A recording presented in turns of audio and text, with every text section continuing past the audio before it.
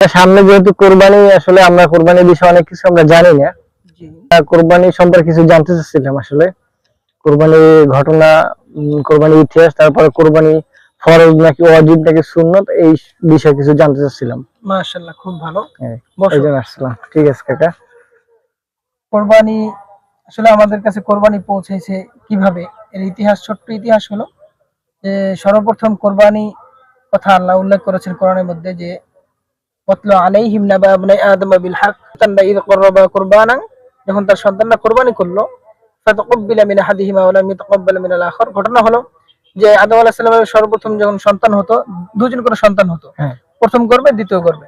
প্রথম গর্ভের সন্তানরা পরস্পরে সহোদর ভাই বোন, আপন ভাই বোনের মতো।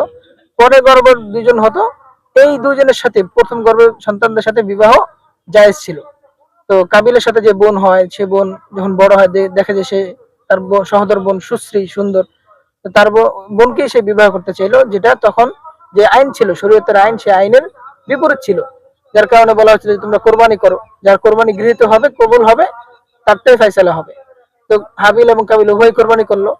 তো কাবিলের কোরবানি কবুল হয় নাই, হাবিলেরটা কোরবানি কবুল হয়ে গেছে। এখান থেকেই কোরবানির সূত্রপাত। দুনিয়ার সর্বপ্রথম কোরবানি ছিল এটা। এরপরে আমাদের যে কোরবানি, আমাদের উপর যে কোরবানি আল্লাহ ওয়াজিব করেছেন সুন্নত, যেটা এটা হলো হযরত ইব্রাহিম আলাইহিস সালাতু ওয়াস সালাম যখন বয়স তার 86 বছর, তখন আল্লাহর কাছে দোয়া করলেন, রব্বি হাবলি মিনাস সলিহিন, হে আল্লাহ আমাকে একটা নেককার সন্তান দান করুন। আল্লাহ তখন 86 বছর বয়সে একটা সন্তান দিলেন। ফাবাশশারনাহু বিগুলামিন হালিম। আল্লাহ বলতেছেন যে আমি ইব্রাহিমের দোয়া কবুল করলাম, তাকে সহনশীল সহনশীল একজন সন্তানের সুসংবাদ দান করলাম। সুবহানাল্লাহ।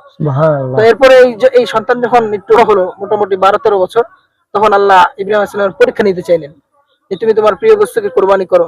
তখন সে স্বপ্নে যেটা দেখলেন সেটা সন্তানকে বললেন, ইয়া বুনাইয়া ইন্নী আরা ফিল মানাম আন্নী আযবাহুকা ফানজুর মাযা তারা, হে আমার ছেলে, আমি তো স্বপ্নে দেখতেছি আমি তোমাকে কুরবানি করতেছি, তো এই ব্যাপারে তোমার কি রায়?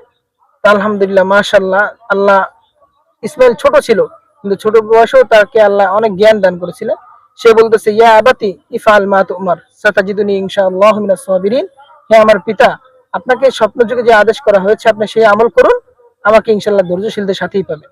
এরপরে সেই বাবা ছেলের সেই দৃশ্য, কোরবানি ইচ্ছা নিয়ে সন্তানকে কোরবানি দিবে, কোরবানি ছুরি ধার দিয়ে ছুরি চালাইতেছিল, কিন্তু কোরবানি হচ্ছিল না। সুবহানাল্লাহ। আল্লাহ তাআলা সাথে সাথে জিবরিল আমিনের মাধ্যমে জান্নাত থেকে দুম্বা পাঠাই দিলেন, ইসমাইলের জায়গায় দুম্বা কোরবানি হয়ে গেল।